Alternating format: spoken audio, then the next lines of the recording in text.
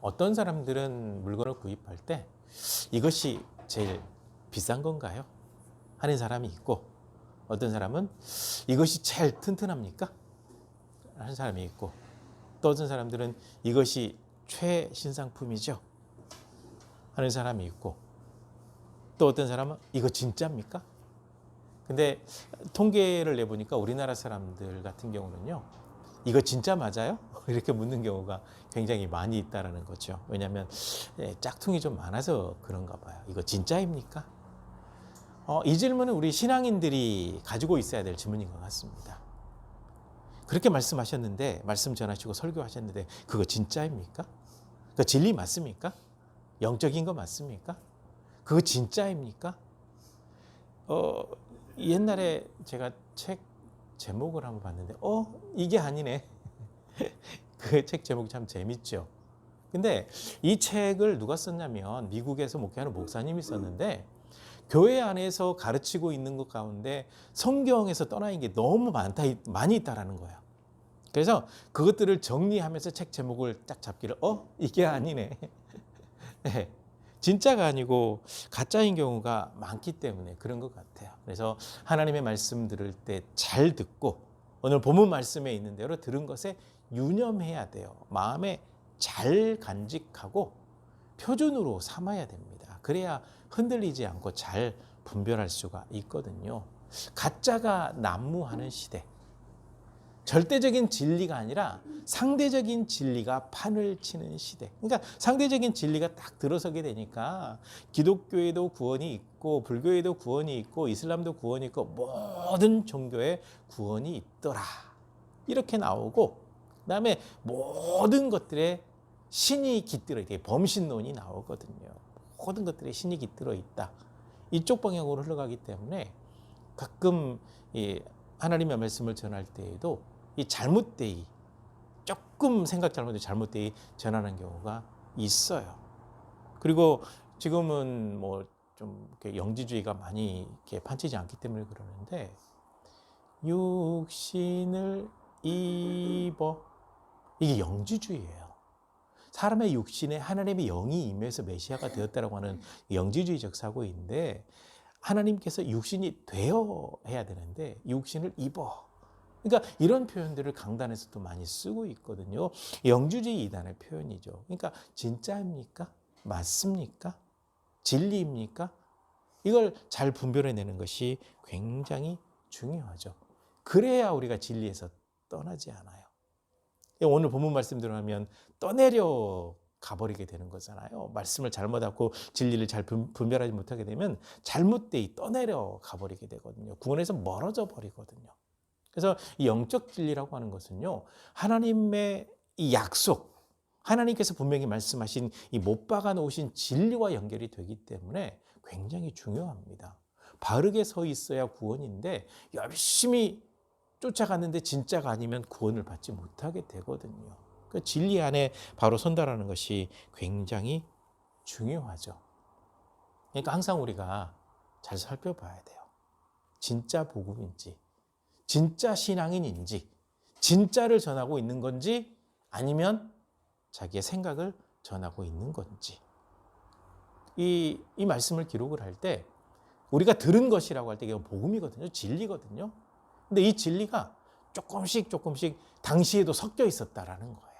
그래서 분별해내지 않으면 절대로 위험에 빠질 수 있다. 큰 어려움 당할 수 있다는 거죠. 그러니까 믿음의 사람들은 믿음을 확실하게 갖는 게 필요하고, 또 신앙인으로서 정체성을 갖는 것이 굉장히 중요합니다. 그러니까 번지수를 잘 찾아야 되는데 그렇지 않은 경우가 참 많이 있어서 진짜 신앙인을 찾아보기 어려운 시대에 살고 있다라고 얘기를 해요.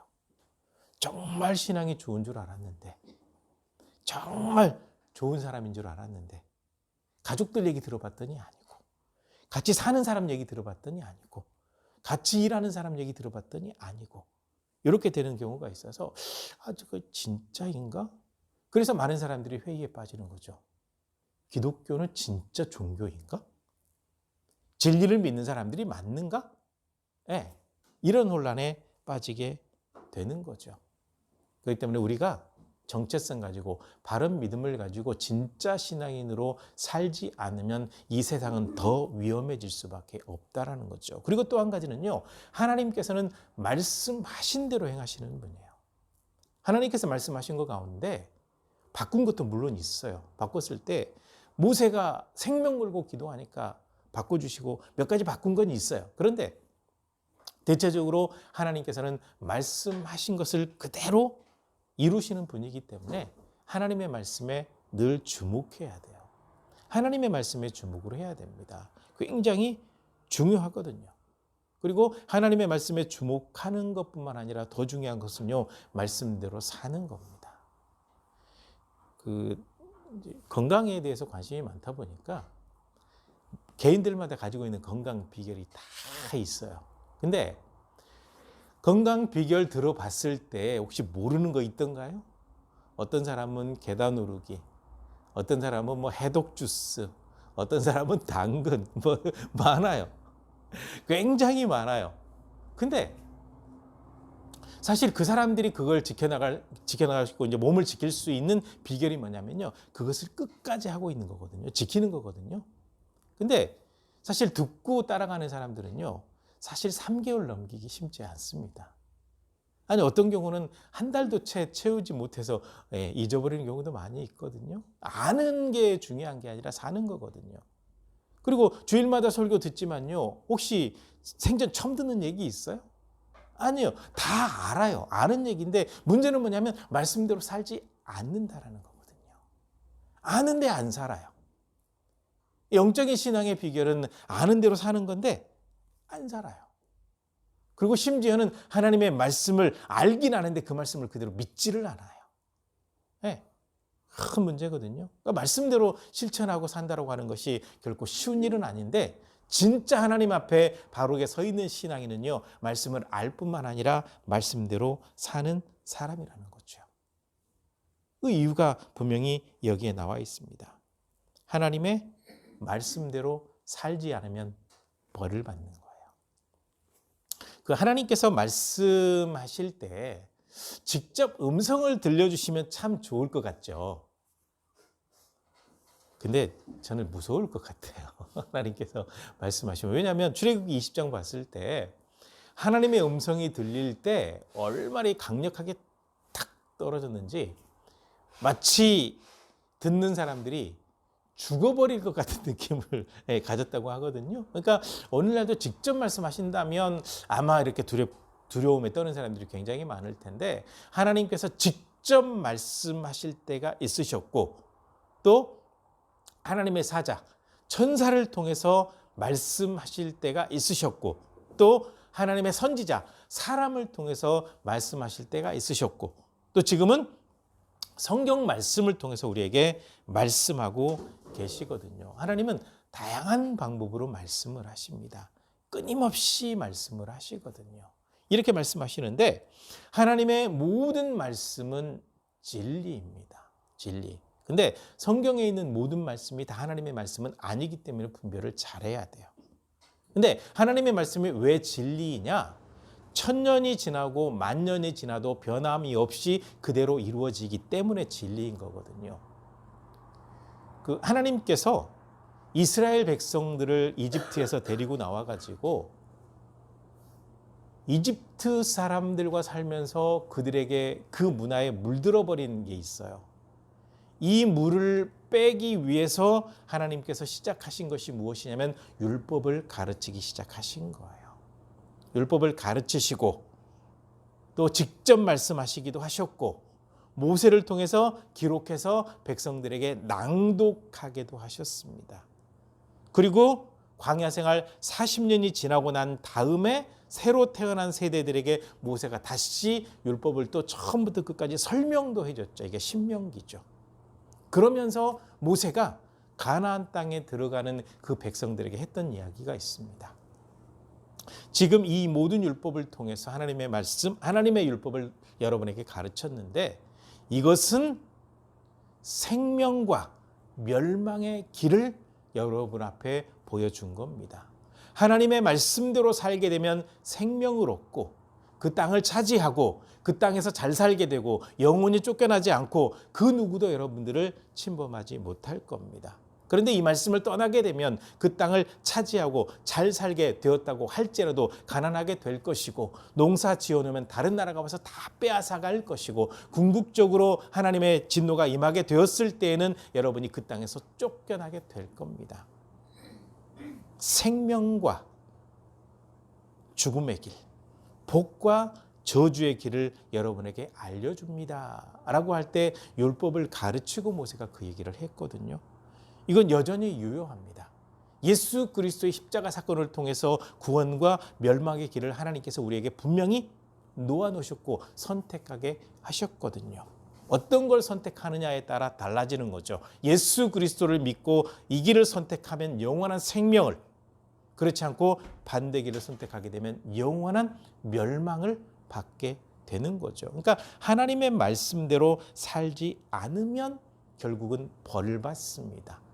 불순종하면 벌 받죠. 이스라엘 백성들이 불순종하다가 망해가지고 한참 전 세계에 흩어져 있다 1948년도나 돼서야 이제 그 땅을 다시 차지하게 되었는데, 이미 그 땅을 차지하고 있던 사람들이 적대 세력으로 취급해서 지금 이스라엘은 나라로 하지 말라 그러고 공격하기도 하고 계속 그러고 있잖아요. 원래 하나님께서 주신 땅인데 쫓겨나서 겨우겨우 되찾았는데 여전히 불안한 상황 속에 살고 있는 거죠. 불순종의 결과로 그렇게 이어지게 된 거죠. 성경에는 순종의 사건도 굉장히 많아요. 아주 대표적으로 아브라함이죠. 아브라함이 하나님께서 하신 모든 말씀을 믿으니까 너는 의인이다. 심지어는 하나님께서는 아브라함에게 뭐라고 말씀하시냐면 너는 내 친구다. 내 친구 아브라함아. 이렇게 표현하실 정도였거든요.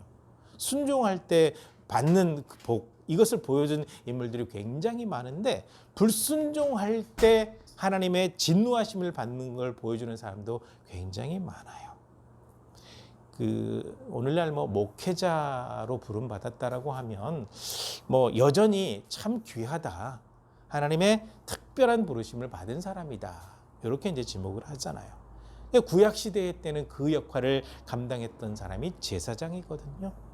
제사장으로 선택을 받은 사람이 있습니다. 맨 처음에 아론과 그의 아들들, 제사장으로 하나님의 선택을 받았습니다.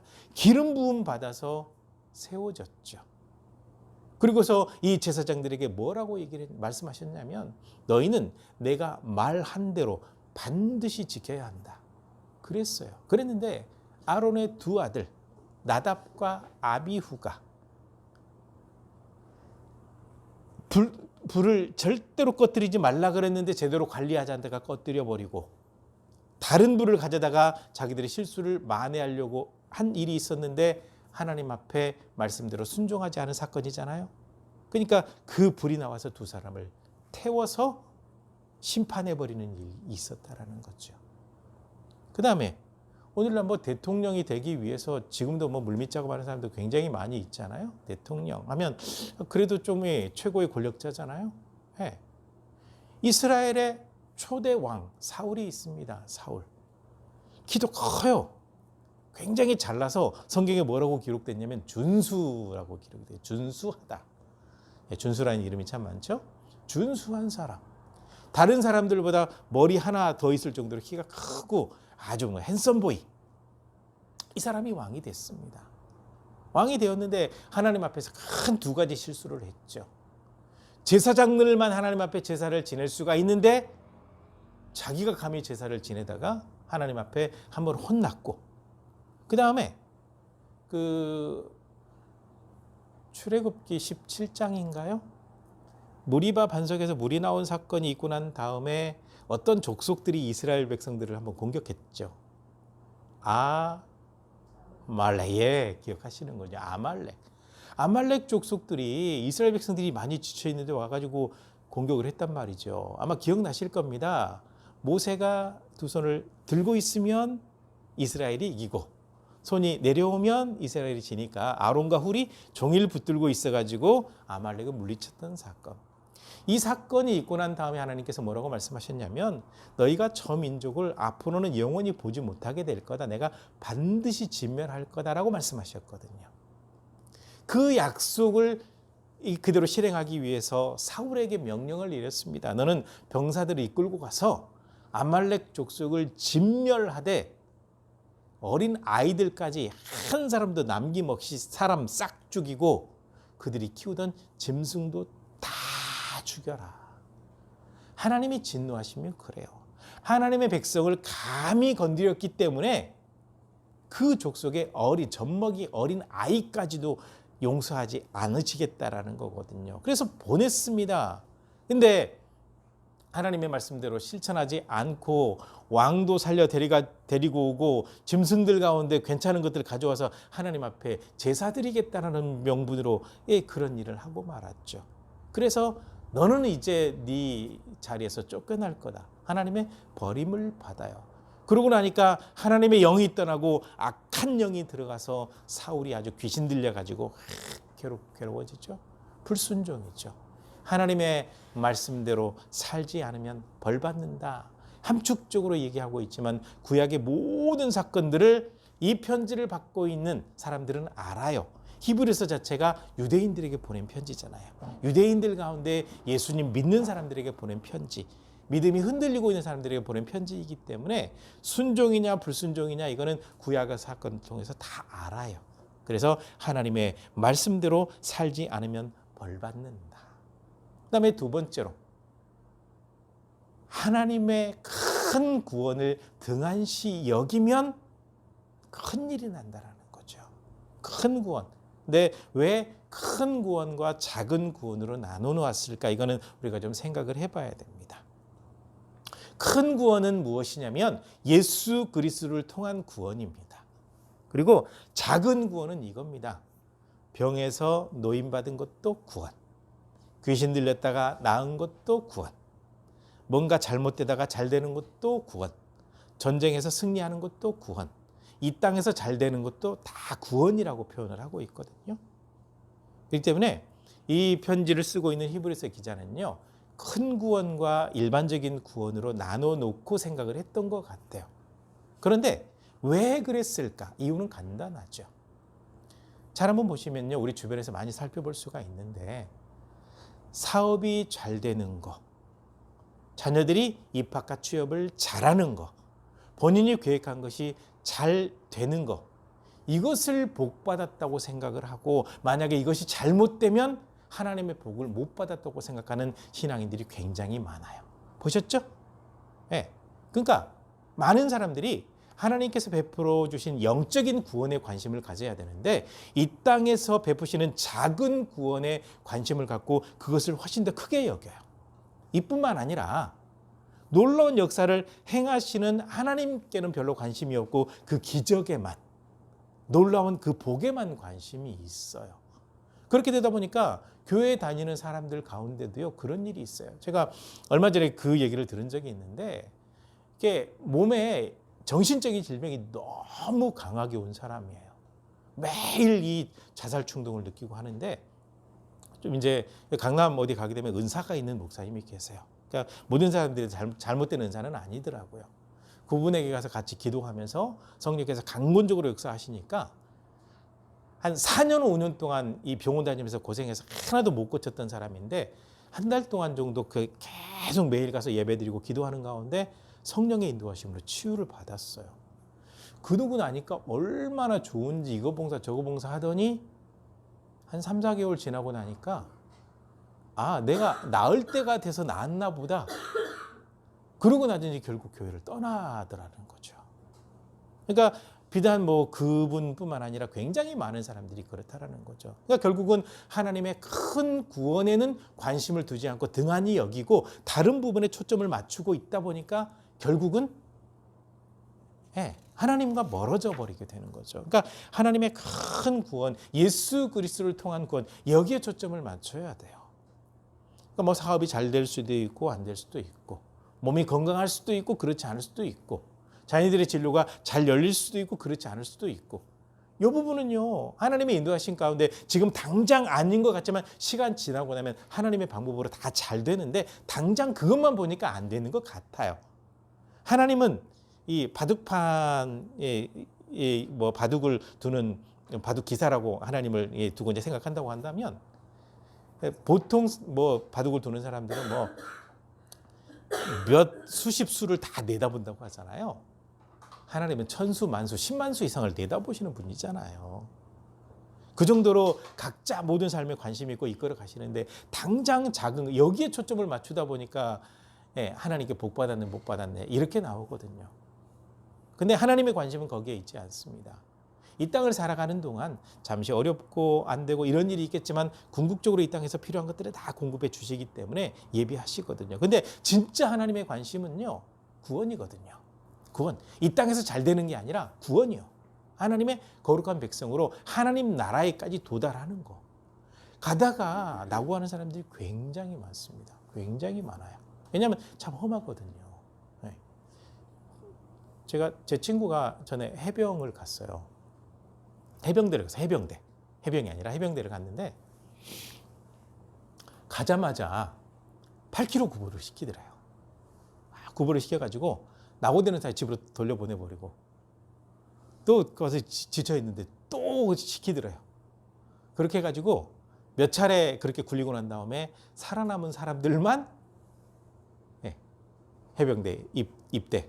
그러니까 해병대 간다고 머리 깎았다가 거기서 낙오해 가고 돌아온 사람들도 꽤 많이 있죠. 험해요. 굉장히 험한 훈련이죠. 사실 영적 훈련이 마찬가지입니다. 하나님께서는 우리를 잘 이렇게 보호하기 원하세요. 그래서 늘 보호하시는데 이 사탄이라는 녀석은요, 굉장히 야비하거든요. 미혹을 잘해요. 그러다 보니까 넘어지게 하고 구르게 하고 못되게 하고 막 욥을 괴롭혔던 것처럼 막 괴롭히니까 너무 힘이 들어요. 그러니까 끝까지 믿음을 지킨다라고 하는 것은 정말 어렵습니다. 그래서 이 믿음을 지켜나가기 위해서는요, 큰 구원, 하나님께서 우리에게 베풀어 주신 큰 구원, 예수 그리스도를 통한 이 구원에 초점을 맞춰야지 이 땅에서 작은 구원 여기에 초점을 맞추게 되면 흔들리기 딱 좋습니다. 그래서 요한 1서에 있는 말씀처럼 아들이 내 안에 있으면 구원, 아들이 없으면 멸망. 이렇게 되는 거기 때문에 큰 구원에 관심을 가져야 돼요. 그리고 하나님은 여러 가지 많은 방법으로 가르쳐 주기 때문에 하나님께서 역사하시는 것을 우리가 잘 들여다볼 필요가 있습니다. 근데 물론 기적도 나타나요, 기적도. 근데 이 기적에만 초점을 맞추면 안 됩니다. 많은 분들이요, 성경을 잘 모르면 이렇게 얘기하거든요. 예수님 공생의 기간에 기적을 많이 행하셨다고. 근데 제가 복음서를 연구해 본 결과요, 예수님께서 가장 많이 하신 일은 뭐냐면요, 말씀을 가르치는 일을 가장 많이 하셨어요. 그리고 그 말씀을 가르치신 일을 하고 찾아온 사람들의 질병을 고쳐주셨는데 거기에만 초점을 맞추다 보니까 기적에, 다른 것에, 여기에 초점을 맞추는데 그러지 말고 실제적으로 여러 방법으로 우리에게 말씀하시는 하나님께 초점을 맞춰야 우리의 신앙이 흔들리지 않는다라는 거죠. 그러니까 가장 중요한 것은요, 하나님께서 우리에게 베풀어 주신 큰 구원, 여기에 관심을 가져야 되는 겁니다. 아주 오래전에 읽었던 어느 책 기억이 나요. 어떤 사람이 너무 이 땅에서 부자인데, 이건 이제 불가능한 건데 누군가 이제 만들어놓은 얘기, 각색한 이야기죠. 부자인데 마지막에 이제 임종할 때 되니까 하나님 앞에 간절히 기도했습니다. 하나님, 그러니까 다른 건 잘 모르겠고요, 제가 이 금덩이 몇 개만 좀 가져가게 해주십시오. 그래서 하나님께서 허락하셔서 이제 가지고 갔어요. 가지고 가서 천국문에 딱 도달해가지고, 딱 열고 들어갔더니 길포장이 다 금으로 돼 있어가지고 금이 아무 쓸모가 없더라는 거죠. 사실 이 땅에서 얻고 누리는 거는 우리가 이 땅에서 누리는 거지 가져갈 수 없는 거거든요. 근데 여기에 초점을 맞추게 되면 하나님과의 관계성 속에서 굉장히 어려움이 발생할 수 있기 때문에 하나님과의 관계, 하나님께서 우리에게 베푸신 가장 큰 구원, 여기에 초점 맞추고 살아가는 것이 굉장히 중요해요. 그래서 저희가 교회 이름을 예한이라고 지었잖아요. 예수님 안에, 흔들림 없이 예수님 안에 있자라는 거예요. 그러기 위해서 하나님의 말씀을 등불 삼아 이렇게 말씀으로 보장하게 되면 큰 구원이 우리 가운데 딱 심겨서 흔들리지 않거든요. 그러니까 가장 중요한 것은 예수 그리스도를 내 마음에 모시고 있느냐 그렇지 않느냐라는 거죠. 이게 예배 드릴 때만 아니라 어느 곳에 가든지 항상 그것이 내 안에 정립이 되어 있어야 하나님 앞에 늘 바르게 서 있는 거죠. 그리고 예수 그리스도가 내 안에 분명히 있어야 사탄도 우리를 함부로 못해요. 사탄이 얼마나 부지런한 줄 아세요? 게으르지 않아요. 사탄은 정말 부지런합니다. 왜냐하면요, 혼자만 지옥 갈 수가 없기 때문에 다 끌고 가려고. 예, 그런 상황이기 때문에 하나님께서 우리에게 베푸신 큰 구원, 작은 것 잘 안 됐다고 실망하지 마시고 하나님께서 우리에게 베풀어 주신 큰 구원에 관심을 갖고 이 믿음 잘 지켜나가면서 흔들리지 않아서 하나님의 은혜를 늘 충만히 받을 수 있는 영적인 사람, 그 믿음을 소유한 모든 성도님들 되시기를 주님의 이름으로 간절히 부탁을 드립니다. 기도하시겠습니다.